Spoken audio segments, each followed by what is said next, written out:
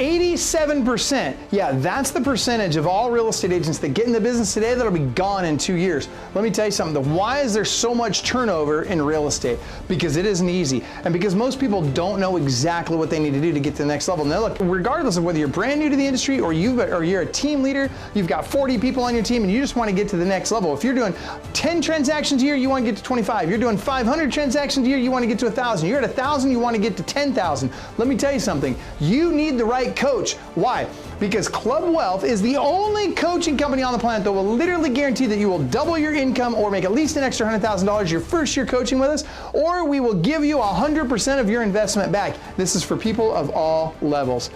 Click the link below, sign up for the appropriate tier level, and let's get you a strategy session today. And I promise you, I 100% guarantee you, promise you, that you will walk away with a heart full of gratitude for the time that we took for you, because you got so much value out of that call. Schedule your strategy session today. I promise you'll be glad you did. Sign up for a strategy session at clubwealth.com/strategy session.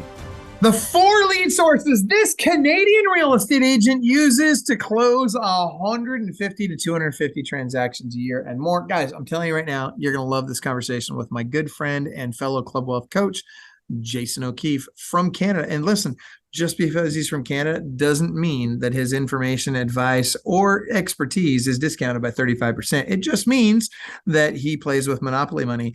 But I got to tell you, dude, this guy's a baller. Wait till you hear what he has to share today. Jason, I'm so stoked that you're here, man. I love it when you do these kinds of podcasts with me. It's been way too long, and I'm glad we're finally getting this done.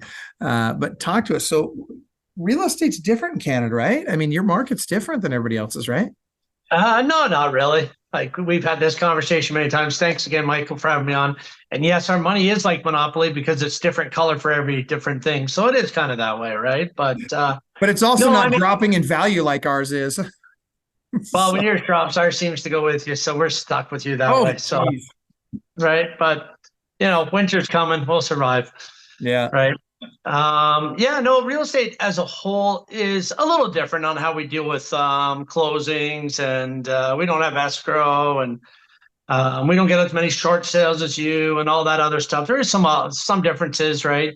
Not as many for sale by owners, but we are starting to see a few more come back that way. We can't call the expireds. That's illegal. We have the do not call list like you guys. So we do have that, but we can't buy, I believe you guys can buy mobile numbers. We can't get that. So, one of the things that a lot of people used to do was do a lot of cold calling to homes, but that's gone the way of the dodo because everyone's got cell phones now. Nobody gets a landline unless they're 65 and up. They might still have a few, but that's definitely changed the way things are. So, my team spends we spend a lot of time on our PPC ads, our Facebook ads. Those are where we do a lot of our online stuff because it generates a lot of phone numbers for us. So, after I built the team in 2017, we're over 110,000 people in our database, 50,000 have mobile numbers. So that's really where we spend a lot of time and energy building that lead source for us, right? So that's one of our biggest, between PPC and Facebook, are two of our biggest lead sources that we deal with. All right, so let's get into each one of those really quick. I want to go a little bit deeper on this. I don't want to just be surface level. Help us understand. Yep. Let's start with PPC. Give us the 5 keys to success with PPC. What exactly are you doing? How much do you spend? What keywords do we need to be using? Like what's important about PPC and how do we make it work? Well, for us with PPC, I do work with an outside company that generates the leads for us. But the thing about the PPC, so let's actually go back. So we did start equal PPC in Facebook, but now we spend a lot more back on the Facebook, Google AdWords and all that because we get a lot more information from those. Realistic phone numbers, we'll get some addresses out of it. Big thing in Canada, we don't get a lot of seller leads. So, you're looking for those buyer leads that have an address attached. They give us a little bit more information. Their contact information is more relevant today than it was in the past, right? So the quality of lead, even though we pay more for them, it's a better quality lead than Facebook and other stuff right now. So that's how PPC works in our world. We haven't done a lot of SEO. That's something we're working on, but that's a long game for a lot of people, right? So. Okay, so you said you're using a third-party outside company. Is that Ylopo? Is that who you're using for that? Yeah, we use Ylopo. It's generated about 25% of our business over the last 4 years. Wow. Wow. right? So it's definitely again took a little bit of a hit this year, but I think all lead sources are down per se. So nothing, a few tweaks here and that.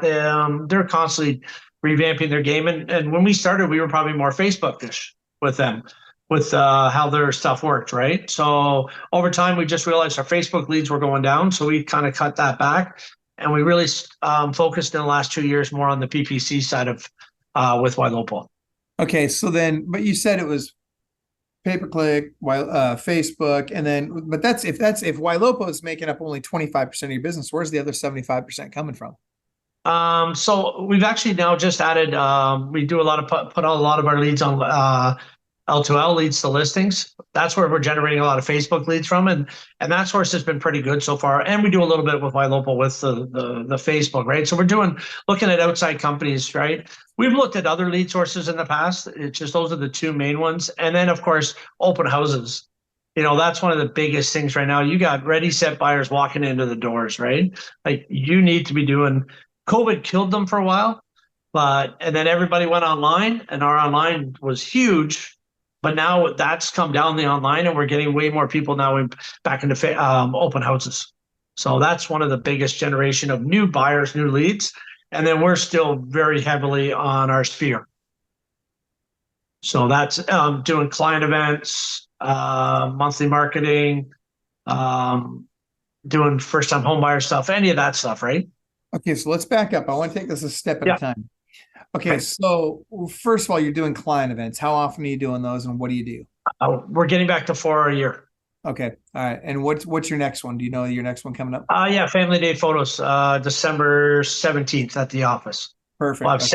Either we'll have Santa or we do a family thing. We also make it people can bring their dogs. Okay. Because one of the agents on our team does a lot of fostering of dogs and stuff, so we incorporate that. And that's actually been one of our best lead generation systems. So hold on, do you bring foster dogs to the pictures in case somebody wants a picture of the dog but doesn't have one? She's actually got one right now, so who knows if it's still around? We'll bring it along. That's the way to go. I like that. I've never actually heard that approach. That's pretty cool. Right. So yeah, not a bad thought. We can throw that one in. And they're always puppies, right? People love puppies. Of course. Yeah. Right. Yeah. That's a great way to adopt them out, man. I bet you could rehome a bunch of dogs there or get homes for them. All right. So let's come back to the monthly. You said you're doing monthly marketing to your database, your sphere of influence, to get more sphere of influence business. So besides the client events, what's the marketing?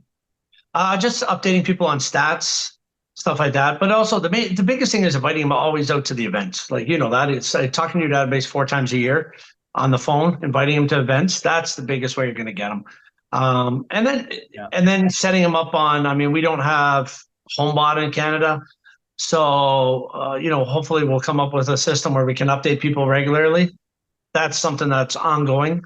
Talking to Ylopo is one of them that might have that going forward for Canada now. So that'll be a big thing, right? I know Chime has that also. There's a little thing in there we can use. Freaking love Chime, by the way. Great CRM. I know. I'm a follow-up boss guy, but we can. That's the one thing that follow-up doesn't have. Chime does. But you mean everything? What? No. I'm just giving you a hard time. I know we can debate that, right? Dude. I debated that with my coach Lee Garland too. So was he telling you to switch away from Follow Boss? He told me that you convinced him to use Chime, but he thinks Follow Boss is still amazing. Also, I think he's Follow Boss is bad. I just think Chime's a lot better.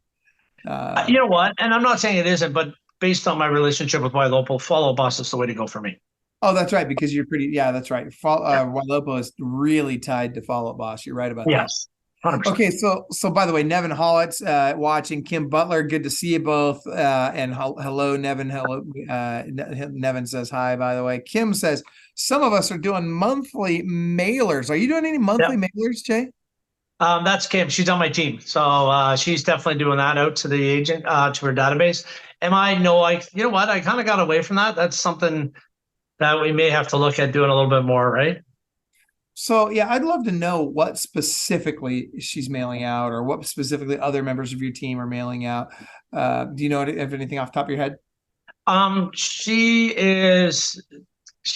does some stuff with Buffini. So I think those cards every month, and probably updates through that. She could probably answer that question better than I can. But I went there years and years ago to his coaching stuff, and that was kind of what it was, right? And I know people do drop-bys and other things, right? So, as an agent, you can go 1,000 different ways, right? But sometimes just focusing on what you have and what you're good at. Yep. Yeah, I never got any value out of mailing out those items of value that you paid for, the glossy piece of paper or whatever. I didn't feel like I got any bump out of that. But again, I was doing client events, and the newsletter worked really well.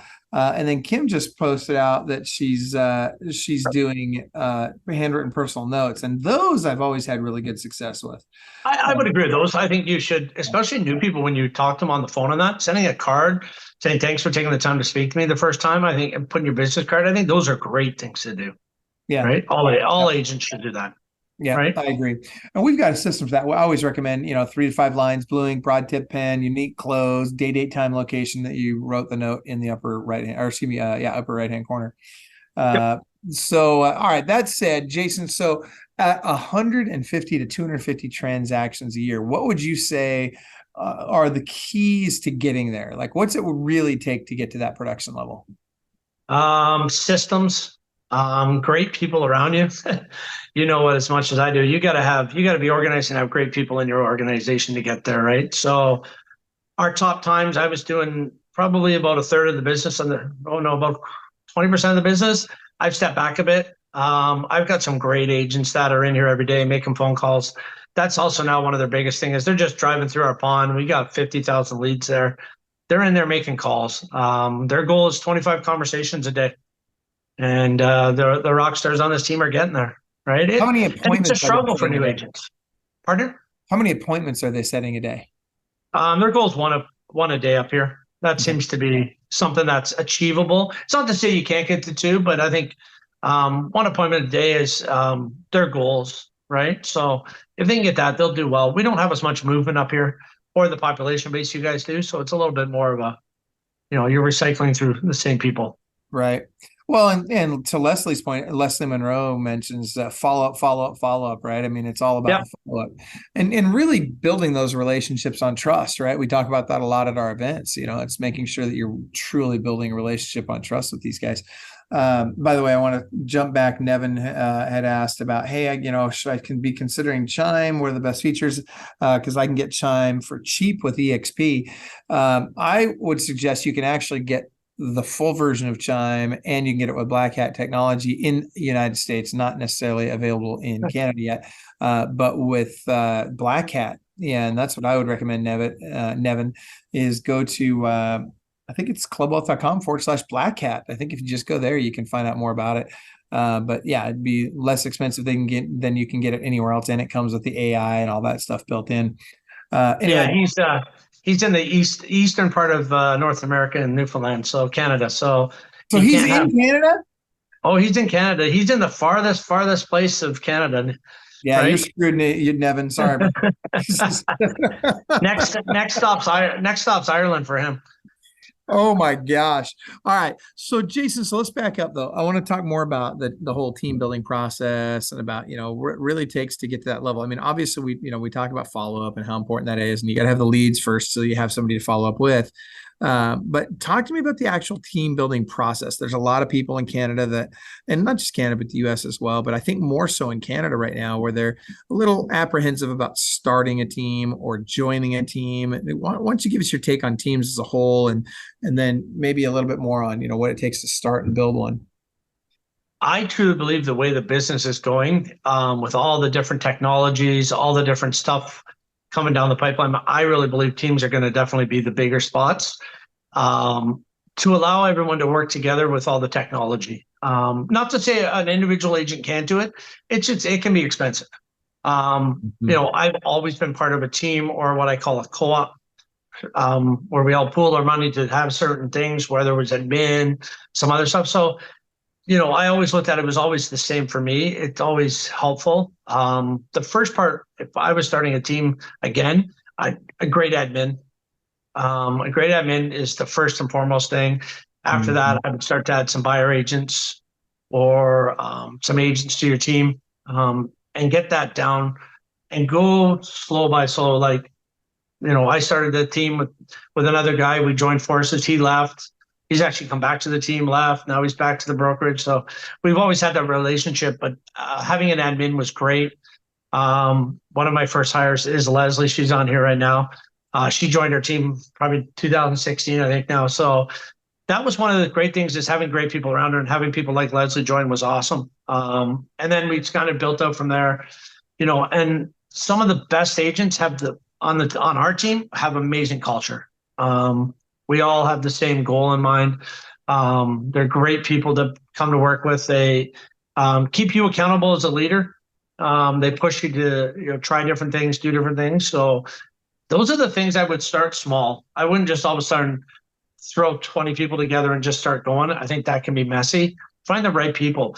Write down your values. And we're about to do an exercise with our team on Friday that we learned at Club Wealth, where, what are my values? What do I want to be? The team values.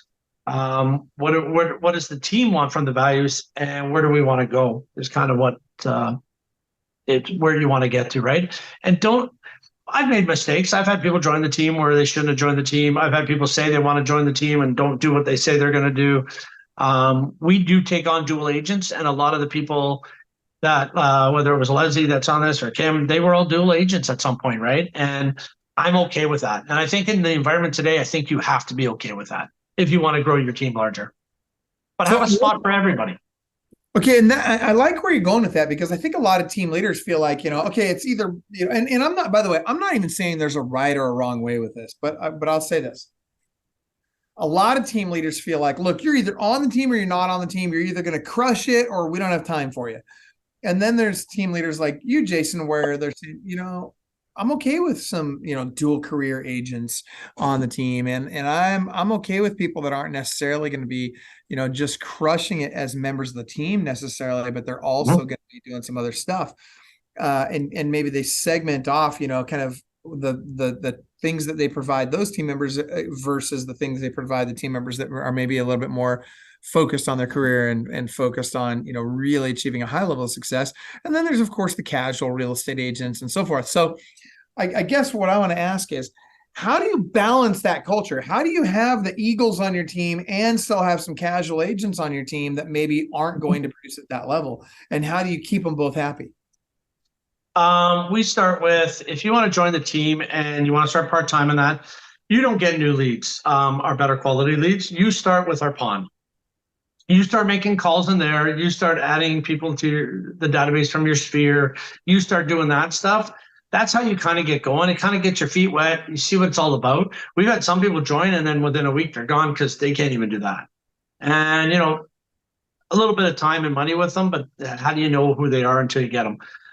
With your rockstar agents, you want to make sure they get better quality leads. They get better opportunities. They get one-on-one coaching. They just get more of your time, right? They get the time and they get the leads. Those are the biggest thing. And they can, we ask everybody to be on our huddle every morning. It is mandatory to be there if you're going to get leads. So a part-time, my apologies, a dual agent, if they can't get on there, well, they're not going to get the leads. And try and get them to get there on their own time. You'll see who wants to be a full-time agent and wants to stay as a dual agent, and have a spot for them. Like we have some dual agents, they'll do on our team, 4 to 6 deals a year, and they're okay with that. And then the full-times want to do more now, right? They want to do 1 to 2 deals a month, right? So, and that's good in Canada. If you can get an agent that wants to do 1 to 2 deals a month, that's a good living in Canada, especially in our price point. So, accept that. And I've always, we've tried to move things around a little bit, because a lot of our best agents are moms and they have families and they have kids and their priorities are family first. And I get that. And I'm all for that. So it's just trying to have a balance, right? And build the team accordingly. So when you say that a lot of the members of your team are moms, for those Americans watching, I just want to be very clear. He means mothers, not the flower. Yes. Just throwing it out there. Couldn't resist. And like, you have to understand, like they get pulled many different ways, right? It all depends. Is this are they a breadwinner? Are they not a breadwinner? Are they, are they supporting their family? Is their husband working a lot? Like, you got to find that balance for them, right? What works for them, right? So I would say my best agents are mothers, right? Well, and to your point, when we're talking about, we're talking about dual career agents, or maybe you're talking about moms. Either way, you've got to meet people where they are. And what that really means is that, just because you want to go crush it and make, millions of dollars a year doesn't mean that's everybody else's goal. And there's going to be people that are going to be great members of your team that maybe aren't interested in crushing it at that level necessarily. And I think that's something that's lost on a lot of people. Now to Kim's point, Kim Butler again says, they have to have a positive mindset and attitude and be coachable, and then they can succeed. And that goes for people, whether they're full-time in real estate or whether they're dual career. In fact, we were talking with Amber Flynn Jared down in Cookeville, Tennessee here recently. She's got 35,000 population, and she did 497 transactions last year in such a small town. And she said that not only did most of her top producers start off as dual career, but she did also. So I'm curious, what do you do with a dual career agent that wants to eventually be full-time in real estate? Like, how are you encouraging them without pushing so hard that you lose them? We try and get them into as many of the team meetings as possible. And we'll do those team meetings. A lot of them we'll do by Zoom so they can get onto it, whether they can take time off. Like, one of the guys on our team, he was a mechanic, my best friend in the world. And it took me 2 years to get him to finally make the jump. And, he'd be working on a car and he'd still have the earbuds and listening to the meetings, right? So, he won't participate in the meeting, but he's listening. He's jumping on the calls. He's doing this, he's doing that. So it took him 2 years to finally, say enough's enough and, make that jump. Because a lot of people don't want to give up that paycheck either, right? It's a scary thing to go from making a steady paycheck to, hunting for your food every day, right? So I get it. I started out as a dual career agent, so I understand that, and I'm okay with that. So find ways to involve them in things like we do. We try and do now 411 training in the evening at 4:00. We try and move things around, and I'm fortunate enough that I have got a great director of sales that sometimes he'll stay late to onboard somebody if he has to. So having a great team around everybody, and we use Slack channel within our thing. So if a dual agent can't get to a showing, somebody can definitely step up if it's during the day. In return, we just ask that they do the same when they're available. So things like that, and that's really made it a great place to, I think. And you've got some of our team members on there. It's a great place to come to work. We have a great culture. And it's funny, the people that give their time, they are always rewarded. So, we have some decent dual agents right now giving their time. Well, and to your point, you kind of get what you put into it, right? And it's funny because I hear people all the time, we'll do a webinar, or we'll do a training, or we'll do an event or whatever. And the vast majority of people come out of there, man, this is the best ever. I learned a ton of information. It's phenomenal. Thank you so much. And then you get that one knucklehead every time. You get that one knucklehead. This was terrible. It was horrible. It was blah, blah, blah, blah. And I think to myself, when it comes to people like that, the reality is it's probably not that they gave it their all and had a bad experience. It's probably that, number one, they didn't give it their all. They didn't pour themselves into the event or the webinar or whatever. And so they didn't get as much out of it. But more than that, I think a lot of times when you hear that negative feedback, I think more often than not, it's just a reflection of what's going on in their own life. And so, when you talk about culture on your team, when you've got that person on your team that's kind of negative and they're maybe even almost borderline cancerous, a lot of times that stems from something's going on in their personal life. It may or may not even have anything to do with work. The question though is, how do you dig deep on that? What are you doing? Like, how deep do you go on that, Jason? Are you running toward those things and attacking it right away and getting it solved right away, or getting them gone right away, or whatever? Or are you kind of letting it work itself out, giving them a chance to let time heal? Or, how are you handling those things? Usually if I hear about it, I have a policy, like, if you have an issue, please just come to talk to me. Sometimes it comes to me indirectly because they don't want to say it directly to me. So when I find out about it, I usually try and go at the problem right away and talk to the person as much as I can. I mean, look, we all have issues in our lives. We all have moments. We all have things. If I can do anything to help anyone on my team, whether it's been lend them a little bit of money to get them through a time, whether it's just give my time, whatever it is, I try and do what I can, especially for the people that give me time back, right? Like if you're somebody on my team that just needs a little help once in a while or needs something at that moment, and you've given hours and hours of time to the team, and that I'm going to do everything I can to help you. If you're one of those guys that doesn't come on the meetings, doesn't do anything, and then you need help, well, you're not likely to get it as fast, right? So have I helped some people like that in the past that didn't give me enough time? Yeah, that burned me. Cost me a few bucks sometimes. So I've learned. But doesn't mean I'll do it again. Probably. It's just who I am as a person. I want to see everyone around me be happy. Yeah. Right. Well, So, I mean, here's the thing. At the end of the day, you're a giver, and so the good news is givers usually get. But the reality is that you're sometimes going to encounter these people that aren't bringing their A game for the team, and yet suck a lot of your time. We were talking about this on a video recently where, we're discussing the whole. What do you do with that C player that's going to do, 1-2 deals a year at most, and they're just sucking up a bunch of your time? And, like on the huddle, for example, do you let them even talk on the huddle? And I heard you say pretty much they don't talk anyway. But if you had that person that was, doing very little production, but was kind of really domineering the huddle, if you will, would you put a stop to that? What would you do about that? How would you resolve that? if they're not putting in the time and energy and helping people, oh no, we cut them off real quick. Yeah. We just cut them off. And to be honest with you, the funny thing is the people that come on the huddle all the time are the people that want to be successful. Yeah. They want to be kept. I wouldn't say they're accountable, but I think they're accountable to themselves already for being there. And we have one agent on a team. She's at every huddle. Stays extra for scripting. She gives more than anybody else on the team. I think I'd be congrats. I mean, there's some people on my team here that, they know who it is. She gives as much. She gives more than she gets all the time, right? And I probably don't give her enough recognition some days. Mm-hmm. So let's talk about that huddle for a second. Tell me what it is. How often do you hold the huddle? What time do you hold the huddle? What do you guys do on your huddle? Give us some detail on that. So our Monday we have a team meeting at 8:30, just to go over what's going on with the team and stuff like that. And then Tuesday to Friday we do a huddle at 8:30.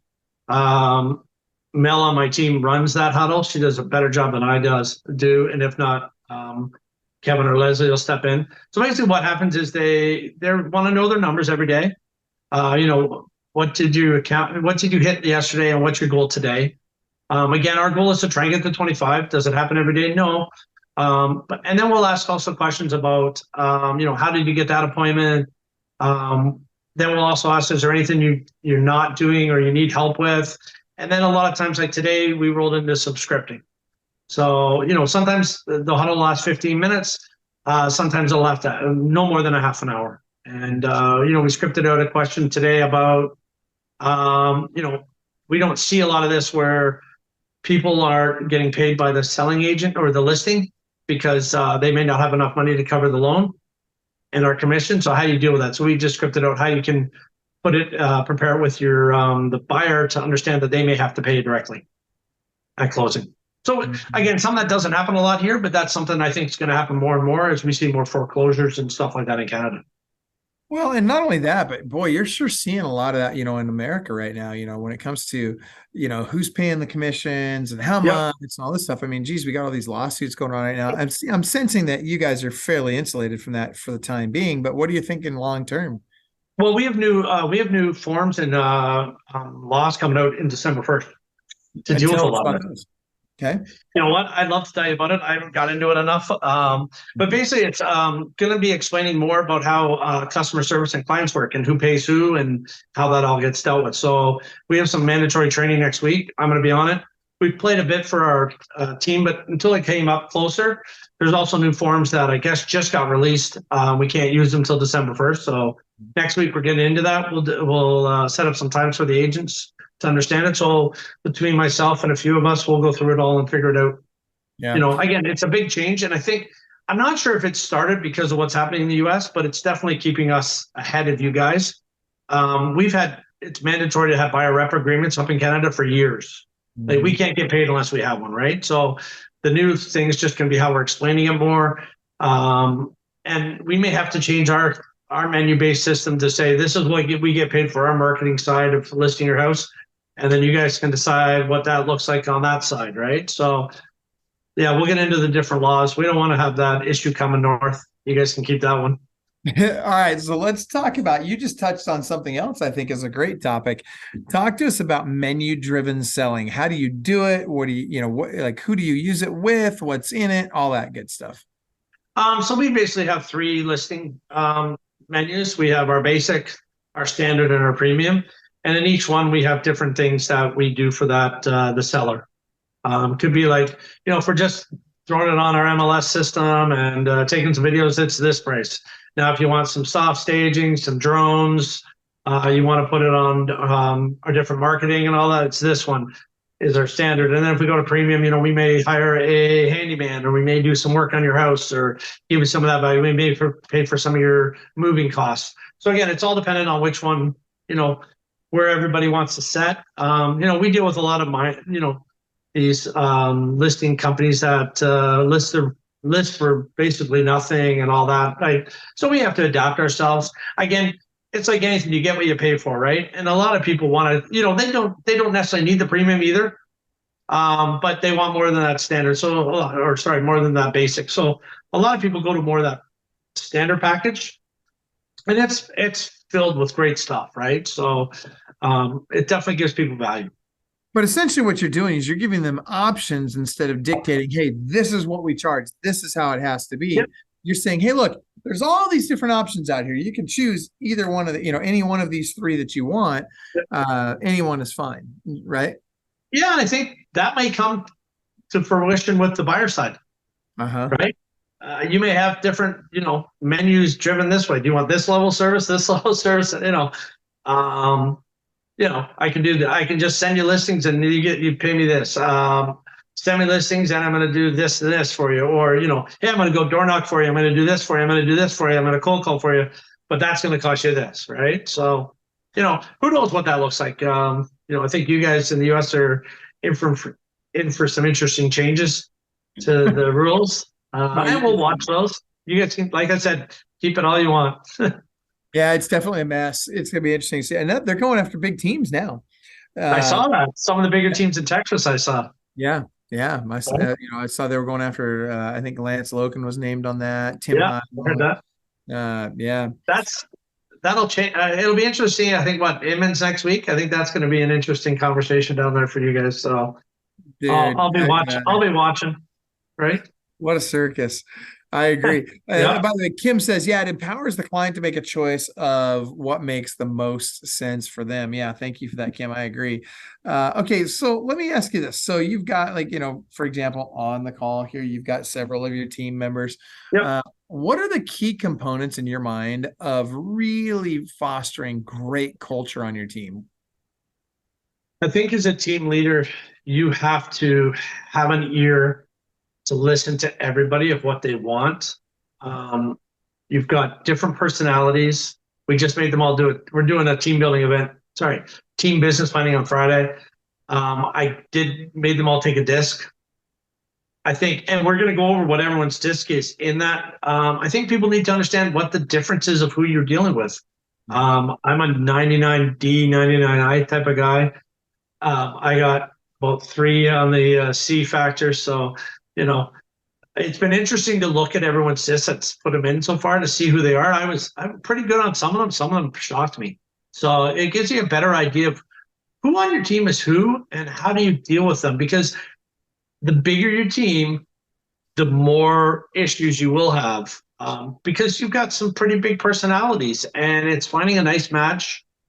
But the biggest thing, and this goes across the board, is team first. And I treat myself as 2 people on this team. I am the team owner per se, but I'm also still a real estate agent. I'm still in production. So I treat myself the same. I pay the same splits as everybody else into the team, but the team has to make money. And you've got to have people working the same thing. And you want them to show the same ethics when they're out there. If their ethics don't match and they're causing your team issues, then you need to deal with it, right? So, and that's a constant ebb and flow. But yeah, great culture, having people show up to the client events, coming out to the team events, doing all that. I find sometimes these dual agents don't show up to some of them, and it's only hurting them to become a full-time agent, to be honest with you. the more they can buy into the team, the better. Hey, the team's here. Like, let's be honest, right now it's a grind. You're on the phones, you're doing everything. Like, we all hear businesses down, doing all this stuff. It's a grind. It is tough. So having a great team of people around you to pick you up some days is amazing. And I think that's one of the main jobs I have as an owner. It's to be positive, show up every day to work, be here for the people on the team. You know, the other day I felt bad. I didn't feel well on Monday. I had to leave before I did my 401s with agents. And I take it more personally than they do. I don't think they notice that. So I want them to be successful. I'd be happy if everybody on my team made more money than me. That'd be a great day. Mm-hmm. Yeah. I mean, because here's the thing. It's like the old adage says, right? You know, you help enough people get what they want, eventually you get to what you want, right? So it's fun. Yeah. Not only is it fun, it's rewarding in so many different ways to help other people get what they want. Now, I want to bounce back here. Jody Purdy, I'm assuming Jody's also on your team, right? Yep. I love it. Jody says, but if you have more people to draw experience from, so you're not burning out one single person when you ask for support. Man, that's totally true, Jody. 100% agree. Yeah, we have a great Slack channel that you ask a question on our team, somebody's coming in to answer it, right? It's been a great thing to have, and I love the fact that I've got some great people, and a bunch of them are on this, that are always there to help. So it's not always on me, right? Like, I have Wednesday nights, my date night, and that does not go away. You are not calling me unless the house is burning down. It better be my house burning down. From 7 o'clock, my phone's in the room. I can't touch it. If I do, I get in trouble. But everybody on my team knows it, but that's okay because everybody's there to step up, right? Everybody helps out. Everybody is there to help at any given time. Like, again, we got moms, we got fathers, everybody, things happen in life. People get sick. You know, everyone's there to help. And that's been a great thing on this team. The core of the team is that. Yeah. Well, and I think you'll find that, you know, the core of the team is going to be like that on most teams. The question is, what's the overriding kind of, what's the word, the kind of theme on the team? What's the overriding kind of feeling on the team, the culture of the team, if you will? That, as an example, some teams are just hard charge, crush it, everybody's gonna make a bunch of money, and some teams are more like, look, we love each other, we're gonna support each other, we're gonna help each other. Some teams are like, dude, I'm doing my own thing. It's gonna, you know, I'll hook up with you when I need help or whatever, but other than that, I'm just gonna kind of do my own thing. What I'm hearing from several of your team members is it seems like it's a very collaborative team and that everybody's really helping each other out. Yeah, and I think one of the things that we haven't done, and that's why I'm really looking forward to Friday, is just going back into that, right? Digging back into it. I think that's one of the things where we haven't done it, maybe because of COVID, other issues. I really want to dig back into that and rebuild that out and find out more about what these guys want. So that's why we're doing Friday. And that's a big part of it, is I want to make sure that everybody's still on the same page. We're all continuing to grow individually and as a group. And I'm looking forward to that part of this on Friday more than anything. It's to find out where everyone wants to go. What do we want to do, right? Like I said, it's been a grind this year. The two people that have had the most success this year are the people that are picking up the phone and calling more and more, right? And it's a grind. I watch them, like the young guy standing on his chair halfway through the day, doing some things to try and get himself going.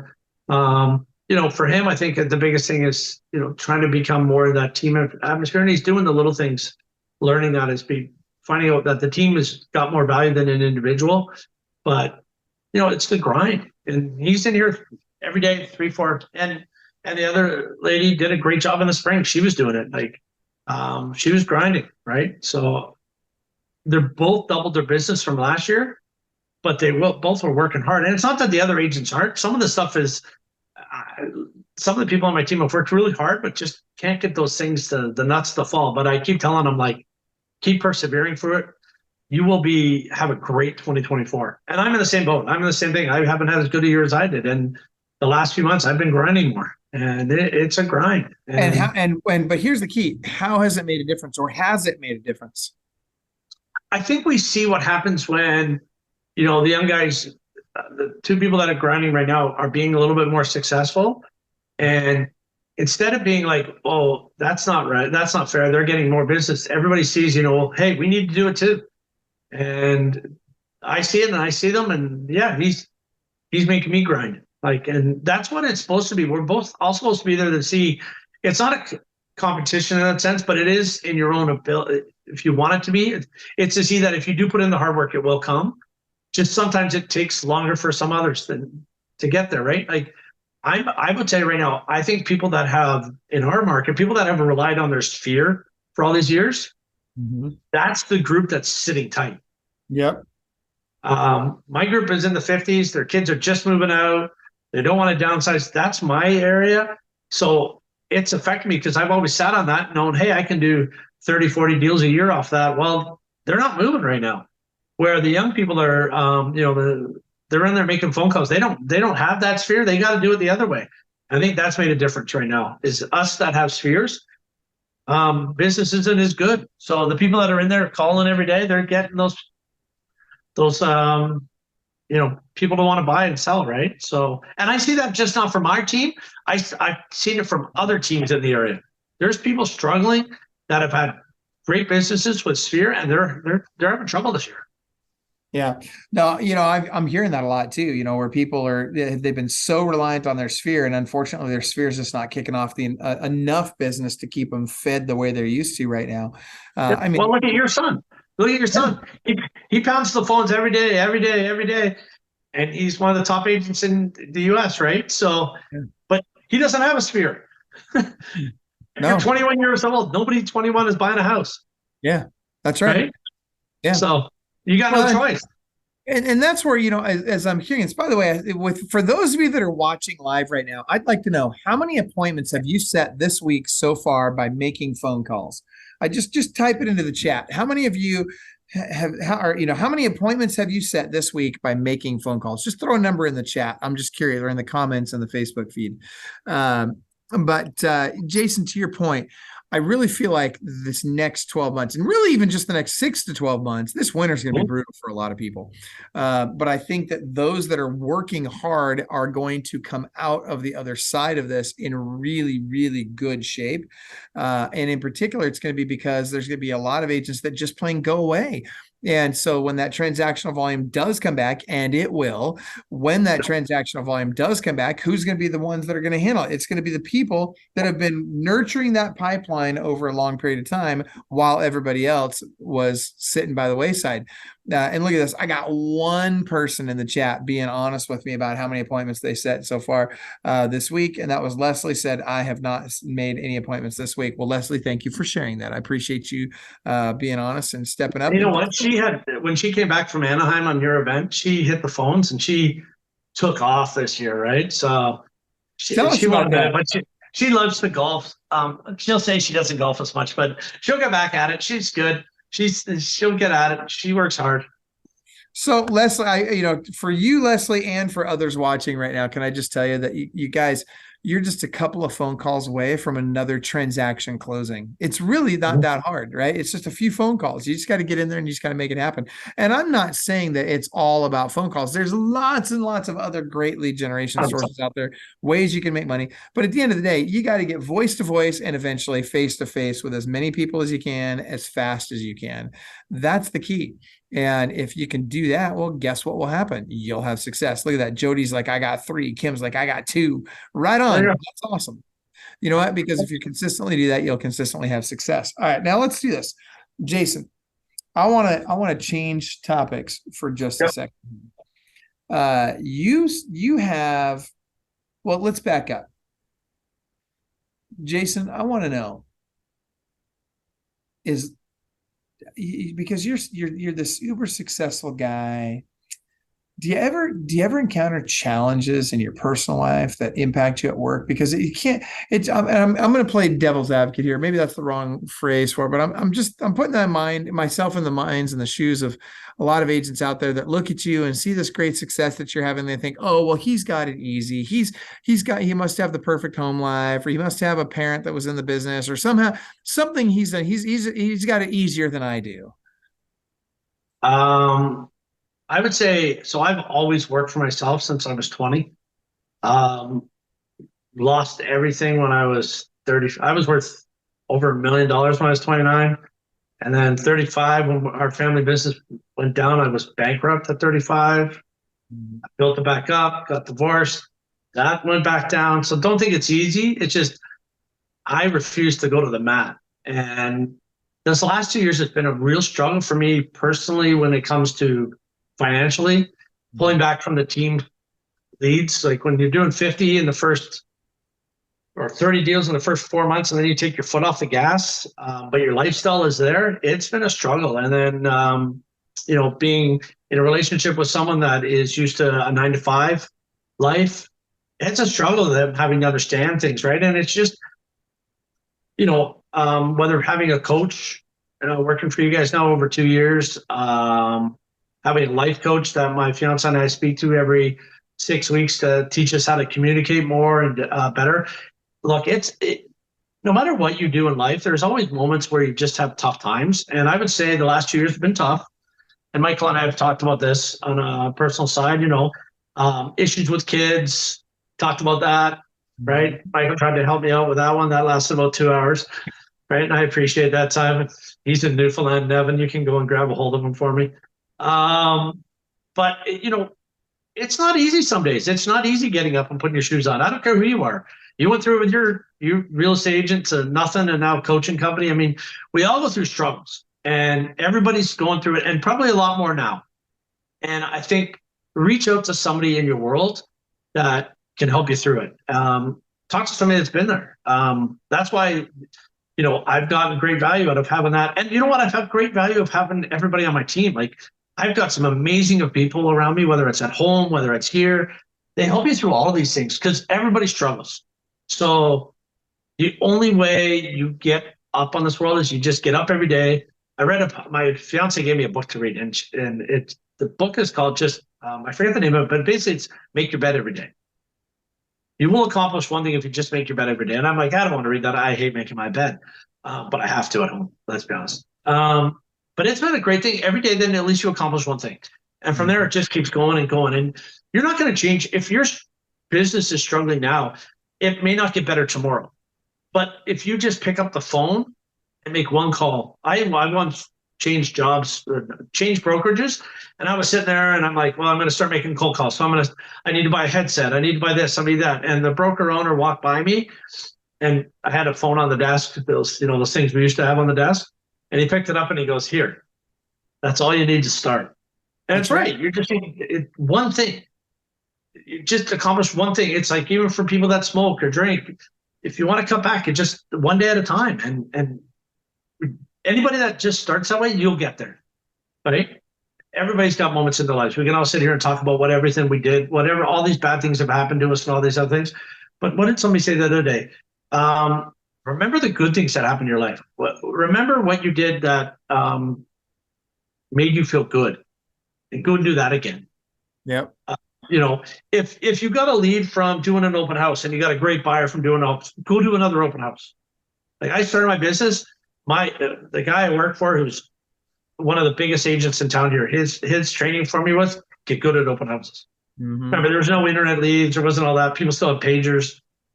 For the 20-year-olds, those are things that put on your pocket, on your you got to stop at a payphone, one of those things. They don't exist.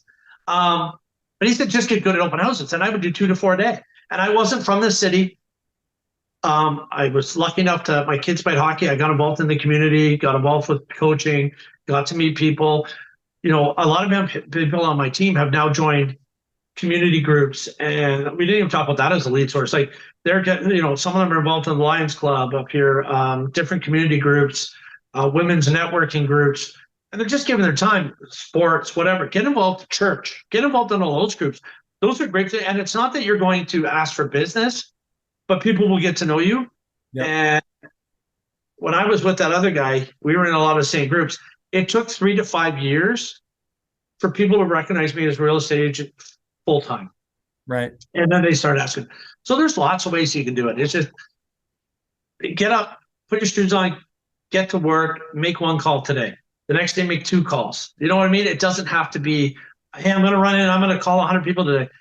Yeah, that's a tough goal to set for yourself when you haven't done one. So Yeah, it's, hey, it's tough right now. And I'm there, but you know what? Having great people around me that push me also is amazing.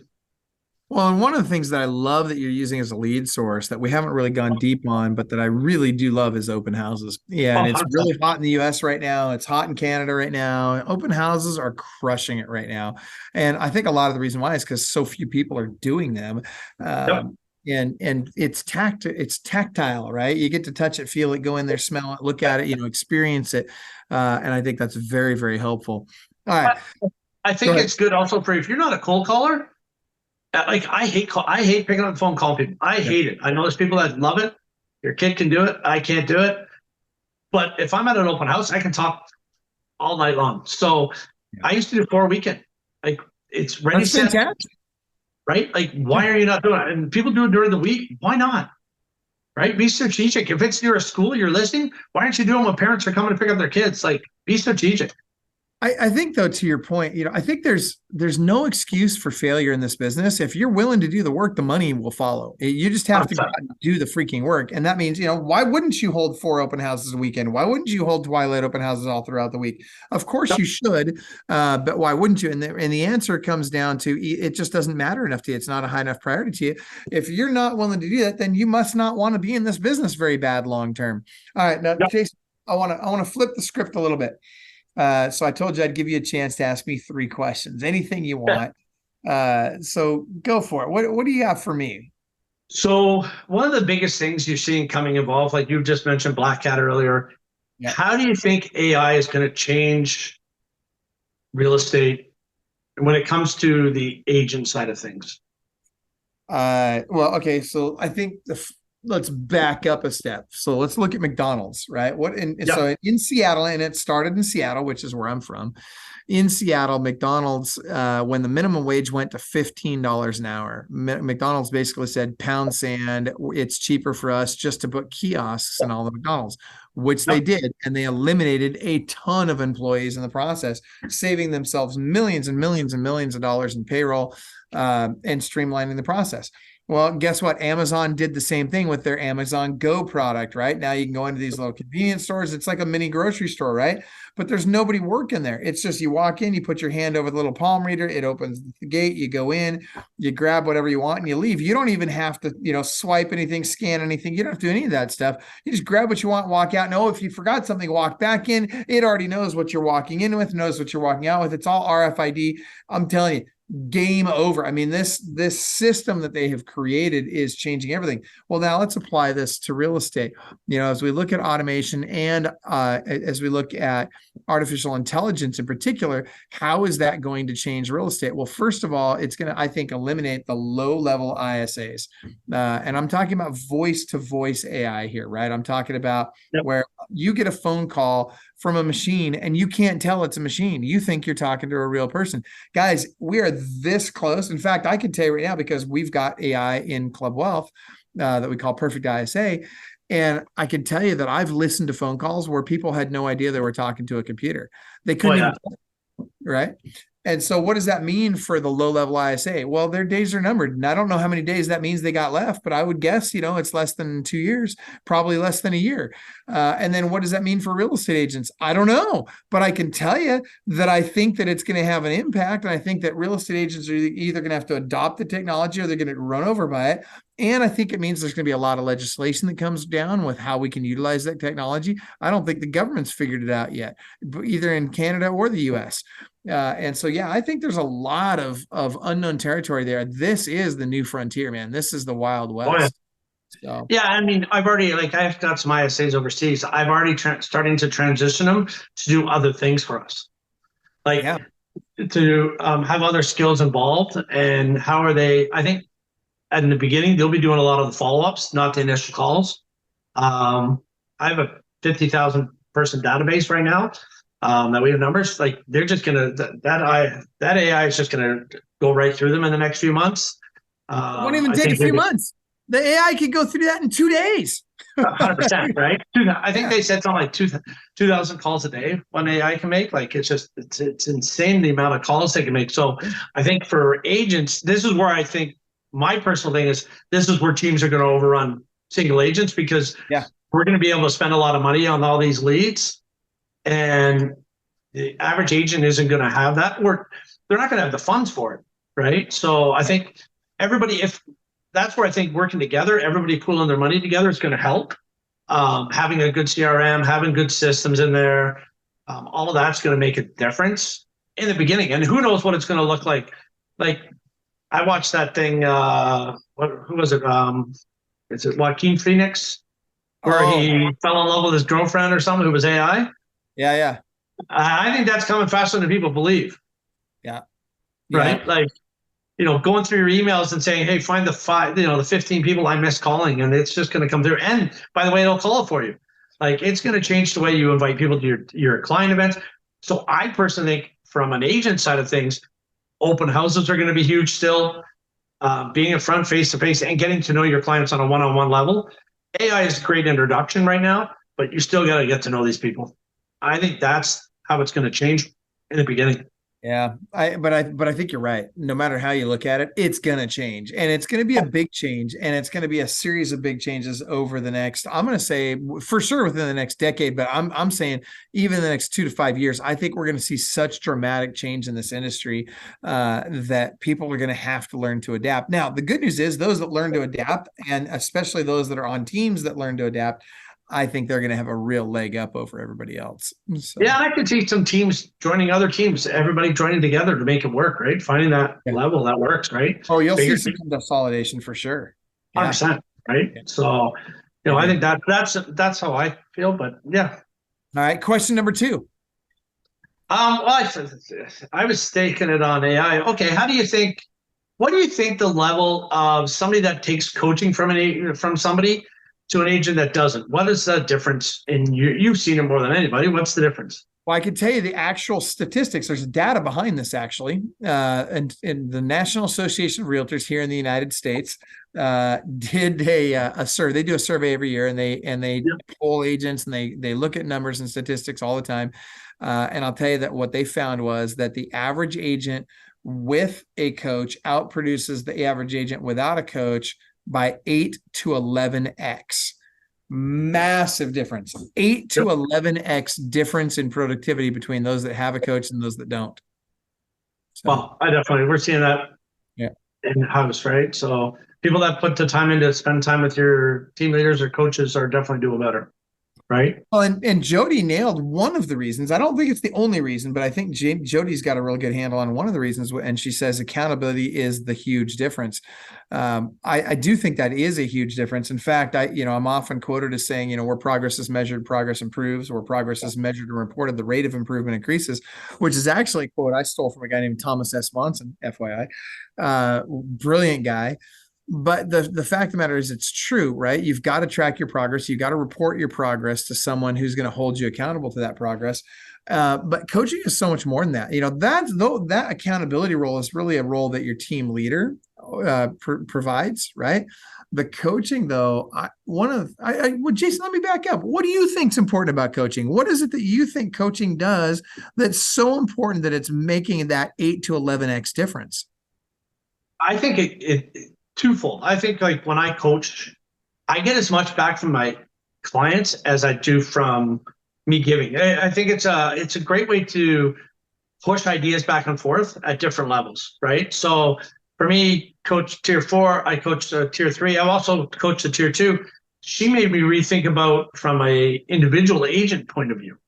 So I got, you get different sides and you hear different things from different people and what they're trying and whatnot. So I think that's the value of team and coach is way more ideas get thrown back and forth on what's working and what's not in your market or what might work. So I think it's that sharing community. Well, okay, so let's take that to the next level because I think you're onto something there. I think one of the things it does is it stretches your mind. It stretches your belief system on what is possible because you see somebody doing something in another market that you thought previous to that, well, nobody in my market does that, so it's probably not possible. I'm sure somebody's tried it at some point. But then you find out that, no, there's this guy over here in Vancouver or in Florida or wherever that is doing this thing and it's crushing it. Maybe I should give that a try in my market. And that empowers you to go out and implement that and give it a chance and really work it hard to make it work like, for you, like it did for that other person. And all of a sudden, oh my gosh, there's another benefit in my business. There's another, tool in my tool chest or weapon in my arsenal, if you will. Oh, 100%. Right. So, the other thing, I'll go backwards on that though. The one thing I will recommend to most agents right now is stay in your lane. Mm-hmm. And what I mean by that is if you've been successful doing one thing or two or three things, just right now, be very careful taking it outside of that. I've had to, and I'm one of the worst because I go to all these events, do this, and like walk back my agents or my admin will be like, oh my God, he's going away. What is he bringing back for us now? Right. So stay in your lane right now. Whatever's worked for you in the past, keep doing the same things, right? So, hey, I'm starting to do open houses again, right? That's my bread and butter. I mean, why not, right? I do offer them out to the agents on my team first, but if they're not going to do them, I'm doing them. So that's what makes me, money. One of the young guys, he tried to do door knocking last year. It didn't really work. He's better on the phones. Like, figure out what's good for you. Like a lot of the agents on my team are now doing more community stuff and that. And I think those are great things to do. Don't get me wrong, but don't take it away from what you're good at, right? Stick to that. When you say what you're good at, I'm hearing that as don't distract from the things that are bringing you actual results, right? And Kim says squirrel, right? That's exactly right. I'm going to get stickers in my office all over the place and just put up stickers of squirrels. Dude, because I'm as bad as the rest. I'm going to put it on the back of my phone. Every time I have a new idea, I'm going to turn it over. And as a team leader, it cost me a lot of money over the last 2 years trying all these new ventures, thinking this was going to work and this was going to work.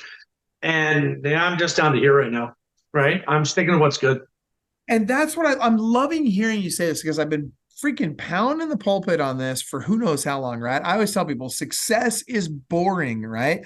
I mean, you mentioned Austin earlier, right? Here's this 21-year-old kid. He's the #1 listing agent in the United States right now for going on mom and pop. I'm not talking about working with institutions or investors, or I'm talking about just mom and pop selling their house. Nobody's doing more of that I'm aware of than he is. And what is it that he's doing?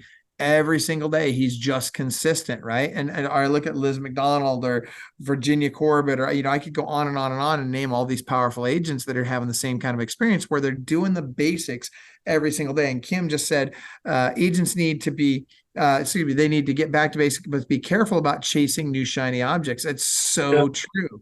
100%. Yeah. Yeah, like I will give Austin credit. Like I won't drive 6 hours for a listing appointment, but good for him. Like he drove 5.5 hours one way to a listing appointment last night and 5.5 hours back. I hope he got it. He's getting it. Yeah, he is getting it. Yeah. I don't think I drive all the way to Montreal. That's a long ways. Yeah. It is, but he's consistent at it. But hold on, he only does it after his lead gen. That's right. Right? That's right. After his lead gen, and I'm pretty sure while he was in the car, he was making more calls. 100%. Yes. Right? 100%. If you're in the car, what are you doing in the car? You listen to podcasts, you're doing things better. Like, if you're just listening to pure radio, you're listening to like junk, right? Yeah. If you're not making phone calls, here's the thing. Here's what I'd say. I would suggest that if it's between the hours of 8 a.m. and 9 p.m., you should be making phone calls. Outside of those hours, if you're in the car and and then what you should be doing is listen to podcasts like this one, right? That's exactly what I'm doing. By the way, we're running out of time here. So before I forget, those of you that would like more podcasts like this, that want to hear from people like Coach Jason O'Keefe, who's doing 150 to 250 transactions a year, go to clubwealth.com/TV, clubwealth.com/TV. And also join our Facebook group. Go into facebook.com/groups/clubwealth, facebook.com/groups/clubwealth, and get involved in the conversation. Now, Jason, you are in essentially Ontario, Canada, right? You're in now we're west of Toronto. Okay. And so if people, so for those of you that think of Eastern Canada, you've got, because I know some of you don't know all the cities there and the geography there and all that stuff. Neither do I. But if you've got an Eastern Canada referral, here's what I'm going to suggest. You need to get in touch with Jason. We're more central. Oh, sorry. Central. You're the eastern part of Central Canada. Yeah, there you go. Okay. All right. So long story short, you got a Canadian referral. How's that? We'll just give you all a There you go. I'll find a Canadian for you. How do they contact you, Jason? They can reach out to me on Facebook, Jason O'Keefe, or they can look up, phone me, text me, 519-503-5828. Text works amazing. Check it. Or email me, jay@realhomeexperts.ca. Love it. There we go. All right, Jason, seriously, I want to give you the opportunity to give our parting shot here. So what are your final thoughts, final advice for the people watching today?